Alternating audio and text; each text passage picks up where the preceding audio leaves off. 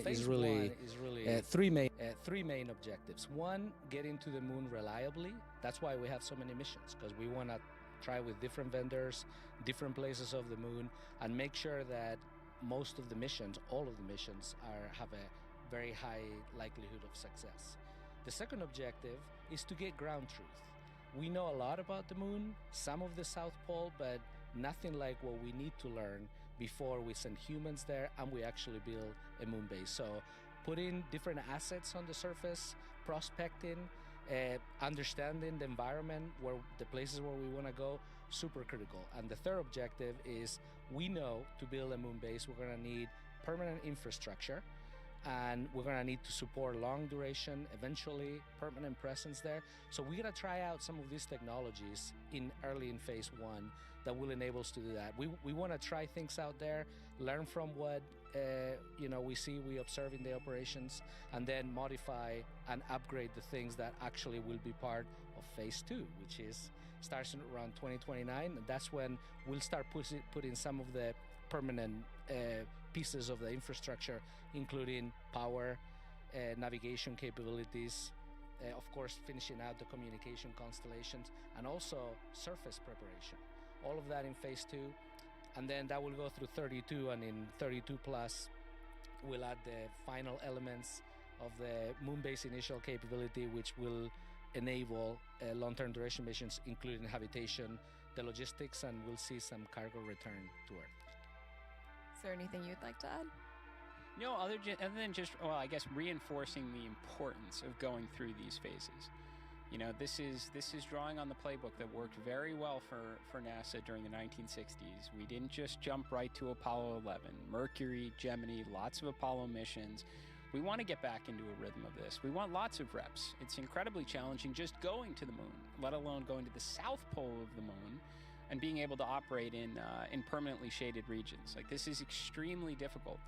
So let's do a lot of littles, and let's learn from every one of them. And I'll tell you, as you tune in and you start watching these the uncrewed landings, starting in 2027, every single time, not only is that a useful mission for the long-term goals of building out a moon base itself, it's bringing down risk for when the astronauts arrive. You know, every landing we're going to have an opportunity to learn from. So I think it's exciting. I think it gives people a lot of opportunity to tune in, see the progress that we are making. There will be scientific breakthroughs from every one of them. There will be tech demonstrations, but we're learning and building up to doing something extremely hard, which is being able to operate astronaut crews on a near continuous basis on the lunar surface. And this is drawing on the playbook of success from the 1960s. We're bringing it back. This is how you do the near impossible.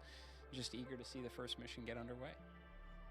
So now that we've recapped all of that, let's shift to our 4 new vendor contracts being awarded to industry providers today. Jared, do you want to go ahead and share who's going to be delivering NASA science payloads and tech demos? Sure. So I will give you the 4. So we've got 4 landers, 3 vendors. So the first one, 2 awards are going to Astrobotic. The second, we have an award going to Firefly Aerospace, which is their Blue Ghost lander. And then third, we have Intuitive Machines, which is based on their Nova Sea lander. And I will turn it over to our Moonbase guy to give you the specifics. All right, so congratulations to Astrobotic, Firefly, Intuitive Machines. It's been awesome to see them grow, just like other parts of the industry that we're going to need for the Moonbase. With Astrobotic, the administrator said, it's another version of their Peregrine lander. They're getting 2 awards, and we have been ensuring that they have the production capacity for that, as long at the same time as they're building out, finishing their Griffith 1 lander. So they're applying a lot of the lessons learned from the previous Peregrine build out, and we expect to see a spacecraft that has those additional capabilities. Then Firefly, of course, we were all captivated by the footage of the Blue Ghost approaching the moon and landing to the moon. That was an epic mission. We got a ton of data from that, so we are thrilled to see them develop another instance of that Blue Ghost lander and see it carry some of our payloads to the moon. And then, of course, Intuitive Machines. I have seen already one version of the Nova Sea. Very excited to get another one. Again, we will apply all the lessons learned. As a matter of fact, they're doing quite a bit of work in the instruments for descent and guidance and navigation. They're going to apply all of the stuff they learned from the testing they do on Earth, as well as the next mission into this instance, and very excited that we're going to get a bunch of new payload capacity to the surface. Speaking of payload capacity, what do you think the chances are here, if America wins it all, that we can find some volume here on one of these landers to put one of the soccer balls in? If the United States wins the World Cup, we will absolutely find space. You're going to find a way. Of course, they will have to beat Spain in the quarterfinals, which is predictable, but we will see what happens. But absolutely, we will absolutely. Right, so a little bit of motivation for the United States here on this one. We're going to one-up Alan Shepard in the golf game on the lunar surface, and we are going to get the soccer ball there. Well, I don't know which lander it'll wind up going, and I'll leave that to you guys to handle the payload integration. We will take on that challenge. It will be super exciting to do that if they win. Good luck. Carlos, you've been deeply involved in shaping the near-term roadmap for our moon-based construction zone. What's on the horizon for the moon-based program? So, great question. So, besides getting new awards for the landers, we're working across NASA. This is a one NASA effort. We're working with our science partners on making sure that we understand what the objectives for science are, picking some of the instruments and developing those with them, and also working with the research and technology team.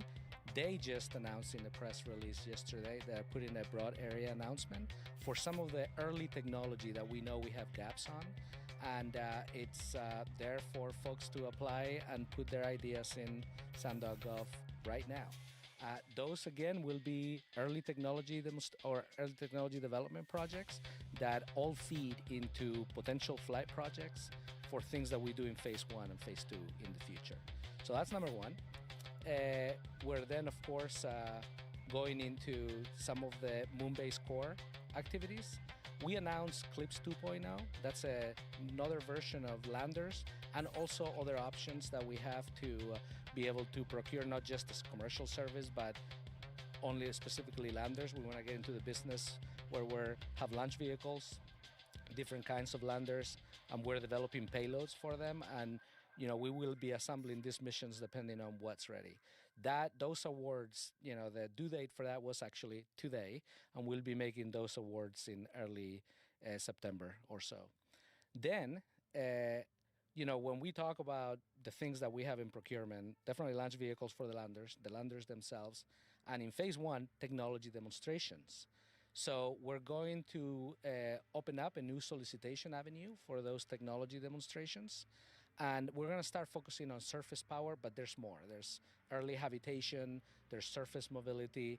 So, in a month or two, we're going to put that broad area announcement, core for Moonbase, out, and we'll be soliciting for ideas and proposals on, again, start with surface power right away in July, and then expanding that to other areas.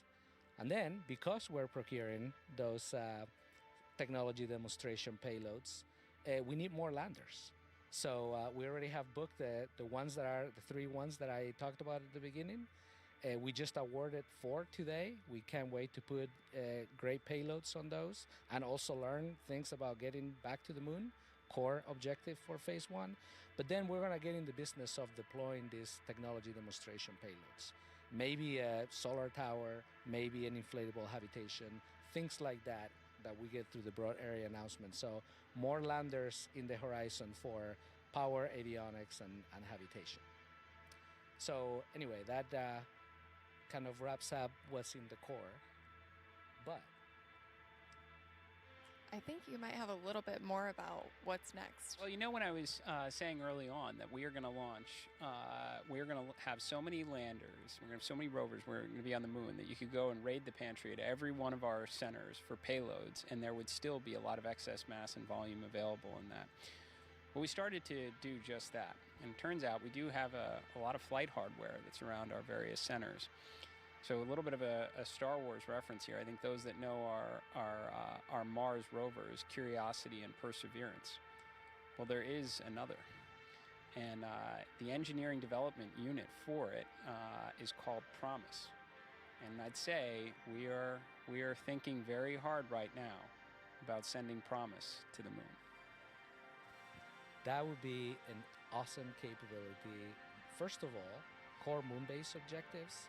You know, having a nuclear RTG on it, it allows us to go anywhere we want, regardless of the illumination. Surviving the lunar night is going to be one of the bigger challenges. With this capability, we wouldn't have to worry about that. So long traverses, getting into those very hard to reach areas, just like Curiosity and Perseverance have shown us on the surface of Mars. That would be awesome. But then we have payload capacity, significant on this thing. So we're going to work with our partners in the Science Mission Directorate to find the best payloads we can have, put them on this rover, and get groundbreaking science out of it. So we're very excited about this possibility, which we're still studying. But anyway, we are in the business of the near impossible, so why not? I'm optimistic. Well, there's no shortage of great things to talk about. And for everyone watching today, all of this information can be found by visiting our Moonbase website at www.nasa.gov/moonbase. We have about 15 minutes for media Q&A, so we will go ahead and open that up and get started with Eric Berger from Ars Technica. Eric said, Carlos mentioned other options for Endurance's LV if it doesn't meet our timeline. What's NASA's timeline for the launch? I will start with what we're doing in Moonbase specifically, and I'll let the administrator address the broader question. So when we're looking at options, first of all, for Moonbase, having multiple lander opportunities for the payloads is critical, because we got to keep learning no matter what anomalies we have or bumps in the road. We've been focused on helping Blue Origin with the determination of the root cause. We will help with building the infrastructure, but then we're also looking at options like, can we fly Mark 1 lander, which it's intact and was not associated with the anomaly. Can we fly that in a different rocket? Or then we will look at other options for the payloads and looking at, depending on the timeline of the rocket getting back. Yeah, and I think just to layer on to this, some time has gone by since the anomaly right now, and Blue Origin's response to the situation is almost beyond impressive. And that's not just a NASA assessment. I mean, you've had, representatives from the DOW Space Force that's out there, and seeing the amount of resources they've been able to kind of, muster to the problem, how quickly they've already started cleaning things up, how, the progress they are making on the investigation. And I think the CEO, Dave Limp, is doing a fantastic job putting updates out there. Today, they just revealed, their kind of new hybrid assembly complex concepts of operation that they're using for 9x4 or New Glenn 9x4. So they're making great progress. So Plan A is very much still to launch the Mark 1s on New Glenn, and we have time. They are very committed to getting back in the business of launching New Glenn before the end of the year. We've got time beyond that point into 2027 before we're getting nervous. Now, of course, in the spirit beyond just the Blue Origin anomaly of this, if that NASA does not sit in our hands and wait for hardware to show up, that we are going out and driving outcomes, and we are doing that across the entire Artemis initiative. In fact, every one of the Ignition initiatives, we are deploying NASA subject matter experts to drive outcomes. It would be almost irresponsible with the importance of the moon base, how the moon base even sets up for our Artemis astronauts to return to the surface, not to have Plan Bs. But I would say Plan A was always New Glenn, and Plan A is looking a lot better today than it was weeks ago, just based on the progress that the Blue Origin team is making. Jeff Faust of Space News says, what is the value of the Lunar Lander Awards made today? So phase 1, getting reliably to the surface, this is core part of that. We need to test many times in different places to be able to say that we've got that down, because we're going to be putting very high value assets on those landers. So getting the count up and learning every time we put a lander down is very important. Was he talking dollar value? I was going to say, I think it's monetary value. Okay. So I got that here. So for example, one award is around $144 million. So we're giving that to Firefly and Intuitive Machines, and it's in the order of 200 and something, 80 something million dollars for the Astrobotic landers. So. And we will have a news release posted shortly with all of the details on our NASA website as well. Marcia Smith of Space Policy Online asked, what exactly is NASA doing to ensure Astrobotic has the production capacity for 2 landers? Are both launching in 2027? Yeah, so we have been having those discussions. Specifically, we've inspected their facilities. It was amazing to see that after the demand signal, we put out an ignition day. Many vendors, including Astrobotic, immediately turned into action, started evaluating their production capacity. They do have the production capacity to complete Griffin 1 and go into the production of 2 landers. As a matter of fact, more than that.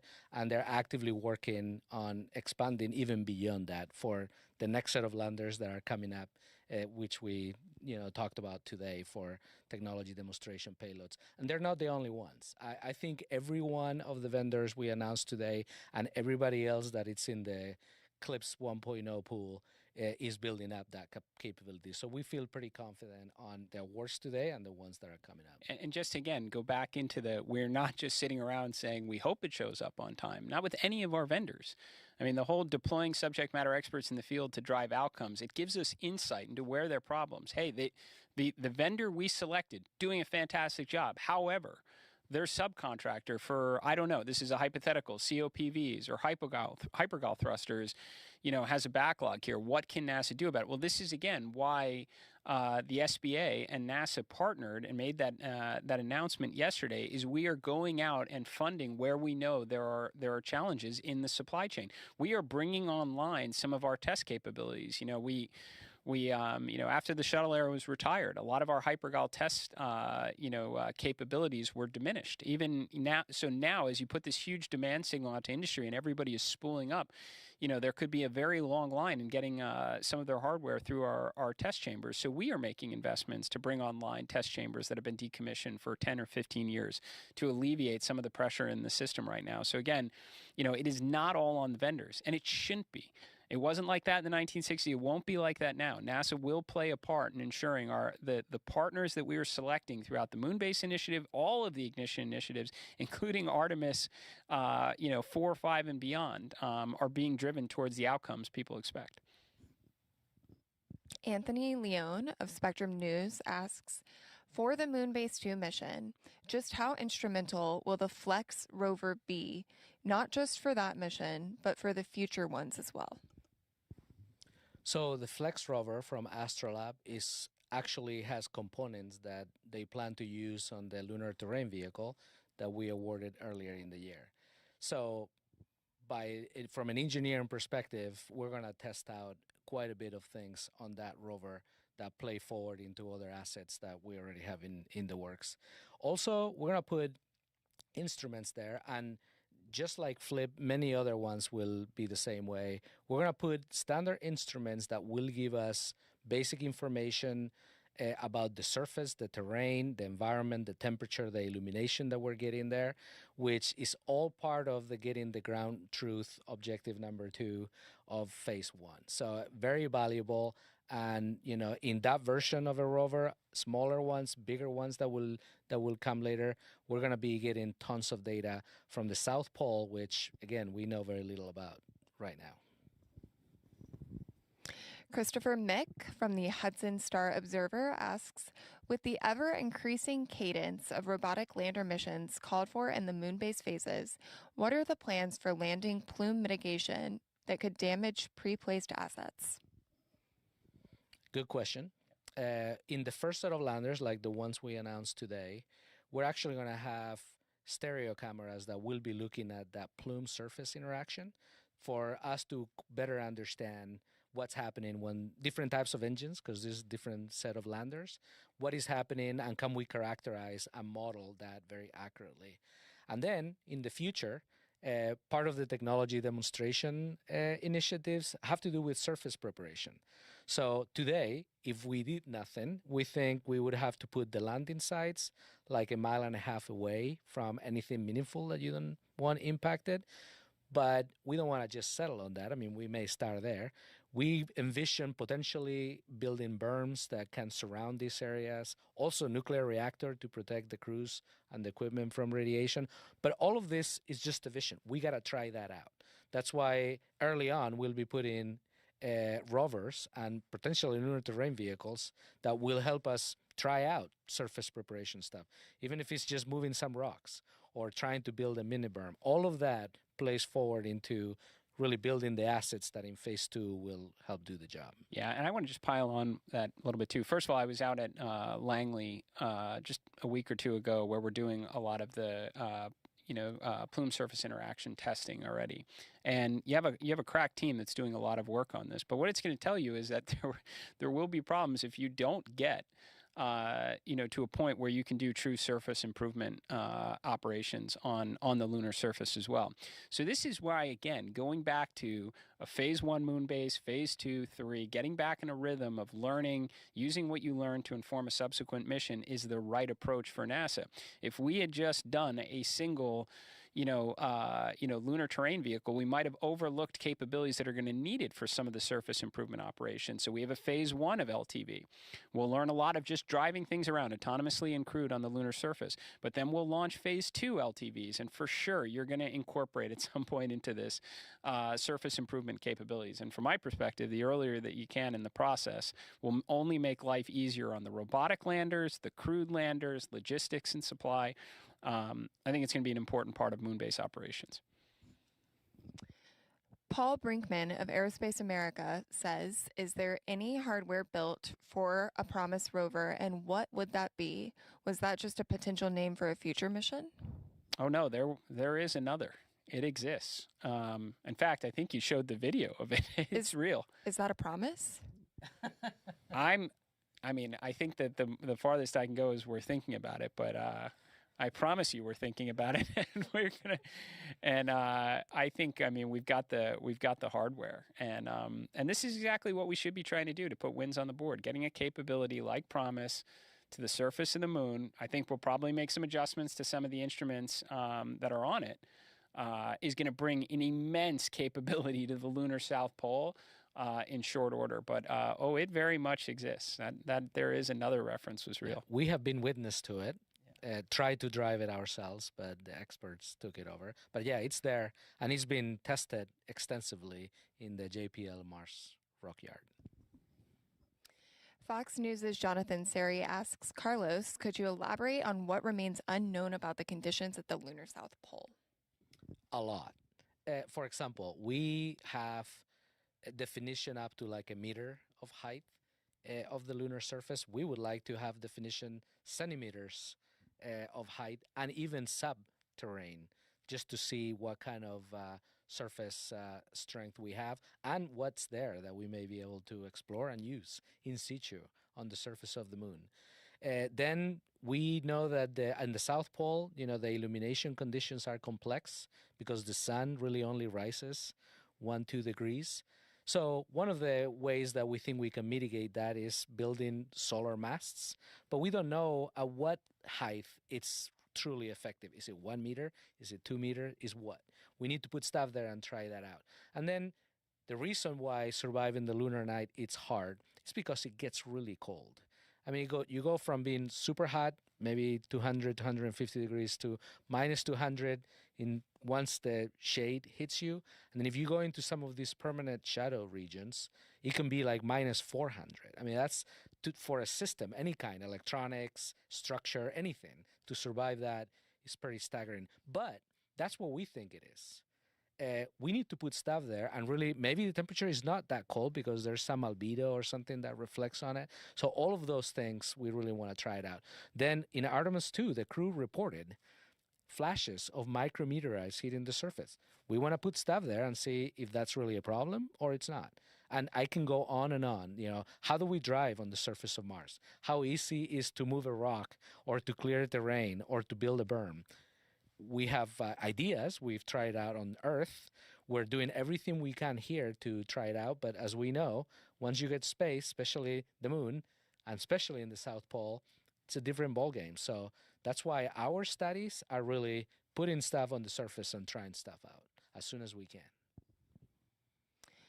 Irene Klotz of Aviation Week asks, what is the driving decision about whether to fly Mars Rover Engineering Unit to the moon? When would that happen? How does that compare with the commercial landers already in development? Well, I think it would hitch a ride with a commercial lander, to be clear. But I think the idea is that we have hardware now that was designed for an incredibly harsh environment. I mean, equally so on the south pole of the moon, that we can get there and continue the learning. I mean, that is an extremely capable vehicle. So there's very little that would, I think, hold us back from making use of that hardware at this point. So, and there's others too. I mean, if we talked about, I mean, we've got flight hardware that would have gone to the International Space Station down to Kennedy Space Center that's no longer required or suitable as a module on the International Space Station that we might use just to start learning, just put it on the lunar surface, maybe with some soft goods and something inflatable to start learning. Maybe step one to gathering additional data for what the right habitability module should look like on the surface. So continue to expect this. The taxpayer is invested in capabilities, and if it's living in a like I said, a pantry or warehouse at one of the NASA centers and doesn't have an immediate mission need outside of the moon base, we're probably going to find a way to either put it on the moon or use it elsewhere and start gathering data. Will Robinson Smith of Spaceflight Now says, does NASA intend to procure landing services using Intuitive Machines' Nova D lander? If so, why not for this 2028 mission? Sure, we are excited about the development of the Nova D, just like other vendors are developing a scaled-up version of their landers. We may be procuring that. I mean, we just announced that the CLIPS 2.0 window is closing today, so it could be a CLIPS 2.0 award in the future. So yeah, if we're going to use all the capability. There's some low class, like 150, 200 kilograms landers today. There's also 500 kilogram. There's 2 or 3 metric tons. And we want to go up to like 15 metric tons. So this is going to be an evolution of the landing capability that we have up to when we get to the human class cargo landers, which could be up to, Starship around the 100 metric ton capability. Yeah, we plan to use whatever is available, and we have the contract mechanisms for it. Yeah, and we're on Moonbase Update 2 right now, so there's going to be a lot of Moonbase updates. We're doing this, monthly going forward. You have a national space policy that calls for building a moon base. The President of the United States wants to see a moon base. You have bipartisan support from Congress to build a moon base. We're going to be sending, crew and payload to the moon for a very, very long time. So if you're in the business of making hardware and you're continuing to think about how to improve that hardware, which you should do when you have a demand signal that goes from infrequent bespoke landers to let's do this all the time, you're probably making, worthwhile investments at this point. So there's going to be a lot more moon updates going forward. Manuel Mazzanti has asked, Moonbase 1, after the New Glenn incident, has NASA been in talks with Blue Origin to use another vehicle to launch MK1, or are we okay to wait to the end of the year? So, as the minister said earlier, Plan A is still very much to be able to fly Mark 1 on the New Glenn, and we're monitoring the timeline and the progress there. It would not be an impact to the moon-based development if we even went into 2027, maybe the middle of 2027 for that. So after that, as we see the progress, like we stated before, we'll be evaluating options, including the possibility that we can launch a different launch vehicle. But as the minister said, we're sticking to Plan A for now. David Curley of Full Throttle said, Isaacman high praise for Blue and LEMP. Is your confidence based on data about the anomaly as well as the behavior of Blue? Yes to both. I mean, I get daily updates. I mean, NASA has teams that are involved in, Blue, we offered. I mean, the next morning, Blue Origin, accepted, where we've embedded personnel into the pad recovery effort, into, of course, as part of the anomaly investigation. I mean, not just the moon base, but Blue Origin is a critical player for the Artemis 3 mission, and certainly potential for crewed landings to the moon thereafter. So we are informed. It is based on data. It should very much be Plan A. That we provide all the support we can to get them, going again to support Moonbase and the Artemis missions. As we said, we can afford plenty. If they're committed to getting back before the end of the year, great. It would be an amazing accomplishment if they did. They can go beyond that, and NASA is still fine up until a point.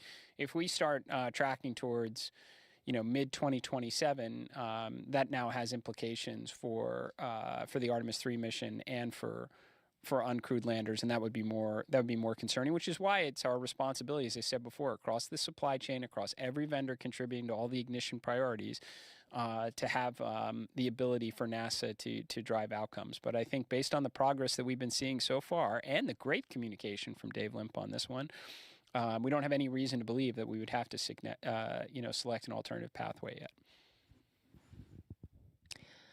Andrea Leinfelder of the Houston Chronicle asks, how is Promise different from Viper? Oh, very different. Good question. So Viper is there to look for volatiles. I mean, that core science objectives of getting to the South Pole of the moon, looking for those volatiles that potentially have been there thousands of years, and we want to get to them. But Viper uses solar power. So we're constrained to the terrain that we put it on, how much illumination that's going to get, the time of year, where it can go. I mean, it could certainly not potentially go into some of this permanently shadowed regions and stay deep in there. And then it will have, based on the lunar nights, it will have a lifespan that's limited by it. Of course, we will try. We work with our science community partners and the Science Mission Directorate to select similar payloads, because with Promise we would not be constrained by solar power. For example, Curiosity and Perseverance have been on Mars for years, I think 15 and 6 years or something like that. So if we have a capability like that, we could choose to really embark in long traverses and hit several of these areas where there's permanently shattered areas, and who knows what other payloads we can put in there depending on the payload capacity. Yeah, I think that's, to be very clear, these are two very different category of vehicles right now, and one being nuclear powered. It has an RTG on it. This is how it survives for an extremely long time in a very challenging environment on the surface of Mars, equally so on the South Pole of the moon. So it gives us a lot of options to be working in those permanently shaded regions a lot longer than Viper would survive. So great capability, something that taxpayers already invested into. And we outfit it a little bit differently, put some different instruments on it, and it's going to be a highly capable vehicle for the South Pole of the moon, and we can get it there fast versus any kind of new project. So something we're pretty excited about, Promise. And we have time for just a few more questions. Ryan Caton of NASAspaceflight.com asked, why is there only one EVA suit provider when there are two lander providers? Is NASA actively seeking another suit provider? So there was two providers, and one of them dropped out rather recently, and it's a vendor that we count on for other components to support the Artemis program, even beyond the suits, and we're trying to play an active role in that. I think at this point, as I stated publicly, we are going to put all of our resources into driving outcomes. We're doing it with our landers, we're doing it on the Ignition Initiative, and we're doing it on the suit. We've had a lot of people, since my meeting with Axiom earlier this year, embedded into their operation. I've seen the suits in testing. I've seen NASA astronauts in suits. Doing simulations that would be and gathering data that would be applicable for lunar operations. So we did have two. One dropped out. We've made our bet on this. We're putting all our resources in to try and drive to a successful outcome. If there is any indication that timelines will not be met, we are not giving up our timeline to return astronauts to the lunar surface because we don't have a suit ready. So as long as everything's tracking, we're going to continue to be very supportive partners in this. If anything goes off course from that, well then, similar to, as by policy and applicable to any of our ignition initiatives, we'll step in and ensure that we're able to meet our timelines. Marcia Dunn of the AP asks, as NASA moves from flags and footprints exploration toward a sustained moon base, what specific human systems lessons, such as crew autonomy, habitability, governance, or psychological resilience, do you think must be proven on the moon before NASA can responsibly send crews to Mars? Well, look, I mean, we've been learning an awful lot on the International Space Station in microgravity on how to keep human beings alive. Like, just human physiology and psychology are both very applicable on deep space missions. Now, what'll be interesting to see is how that changes in 1/6 gravity. Does that take as much of a toll on the human body, as it does spending 9 months or a year, in microgravity on the International Space Station? But this is why it's the next logical progression. There is much still to learn before we send humans 9 months away or so from Earth on potentially like a 2-year type mission to Mars. So we've done an awful lot at the International Space Station. We will continue to do so. It is still a great area for research and a proving ground, just as we're going to take some of the Axiom suits up to the ISS in either late 27 or early 28, ideally late 27, before we take them to the surface of the moon. We still can do a lot on the ISS, but we will do an awful lot at our moon base. When you're 4 days away from coming home, if something is problematic, instead of what potentially could be more than a year. So this is the next logical step on the journey, where we should be very grateful we have a moon in such proximity to work with. And before we get to our next couple of questions, I do want to acknowledge this special visitor that came to us here at NASA HQ, soon to be on the moon. That's the challenge. Okay, so Team USA, get the job done, and we've already sent it to the International Space Station. The next one is you have to find a way to get this on a lander. All right, pretty light. I think we can work with the volume.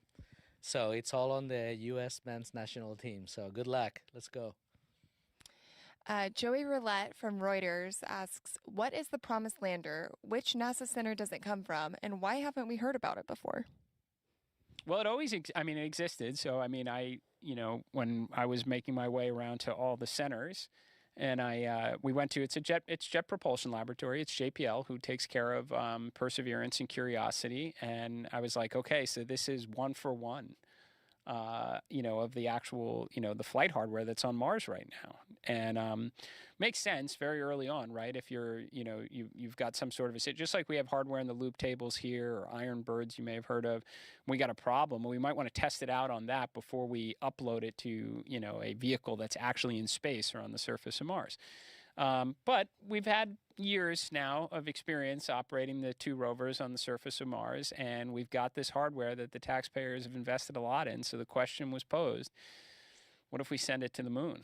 And JPL is great about these good ideas. So no surprise. I mean, they've got Moonfall, they've got Skyfall. They obviously make great videos. So for Promise, but it's existed. You just didn't know its name, and you may not have seen it very often if you weren't at the Jet Propulsion Laboratory. But it's probably going to find its way to the lunar South Pole. And last question here. Ken Chang with the New York Times said, I believe Jared said the robotic landings would begin in 2027. Are Moonbase 1, 2, and 3 now all delayed to 2027? No, we expect to have at least one mission in 26 with Astrobotic. But, things happen, and we'll keep monitoring. I described the hardware earlier. It's looking great. The landers are looking great. So we have some confidence that we're going to make it in 26, and if not, it will be very early in 27. Well, it sounds like there's a lot to look forward to and a lot to be excited about. Before we close this up, I want to ask if either of y'all have any closing thoughts that you want to share with our audience today. I guess I'll start with, I mentioned all the great hardware that is being developed. Every NASA center, it's invested in this, from science to technology to facilities that we're now consolidating and investing on to be able to meet the demand and help the whole enterprise of getting to the moon base, and industry. And in the future, who knows, we may be adding contributions for international partners. I feel like we're in the cusp of doing something great, and we're starting to see some progress on it. So super excited about it. Yeah, what a time, right? I mean, there's just so many reasons to be excited and enthusiastic around here. My appreciation, the entire NASA workforce has responded so well coming from the Ignition event. Everybody's working incredibly hard to kind of, again, to deliver the outcomes that we're all eager to see right now. I mean, you launched a flawless Artemis 2 mission. You announced Artemis 3. We're go for stacking. We're pulling in Artemis 4 hardware. We're looking for opportunities to pull in Artemis 5 hardware. We're moving very quickly on moon base. We've got plan A's, plan B's, depending on launch vehicle hardware that's going to be available. We're rebuilding our X-plane portfolio around here, by the way. X-59 is doing great. It's flying a bunch. It's quiet, supersonic profile. We're looking forward to seeing a lot more of it, but we're rebuilding an X-plane portfolio. You're going to see in the days ahead some of NASA's fleet of aircraft, participating in our 250th birthday celebration here over our nation's capital and other locations. So we're taking our fleet out on the road. So you'll see it, especially a lot of the space themed air shows around the country right now. You got Roman that's arrived at Kennedy Space Center, so we're going to see that. We continue to get earlier on our time frame on that. So before the end of August, we should see Roman fly. We've got a rescue mission going up, being launched off of an L-1011 Pegasus out at Kwajalein, which could be tomorrow. So there's just a lot of exciting things going on. Not to mention we got a crew up on the International Space Station doing just awesome work. So I think to your point, the entire agency is coming together. Our international partners are all making big statements and commitments in support of the moon base right now. It's an exciting time to be at NASA. So I hope everyone's tuning in, paying attention. We'll be back with you in a month, give you the next moon base update number 3 as we continue to make progress and try and change the world in air and space. So to wrap this up, if you go to nasa.gov/moonbase, you can find all of our content there. Obviously, there are plenty of exciting things to tune in and look at. So please stay with us and keep on watching as our content develops. Thank you.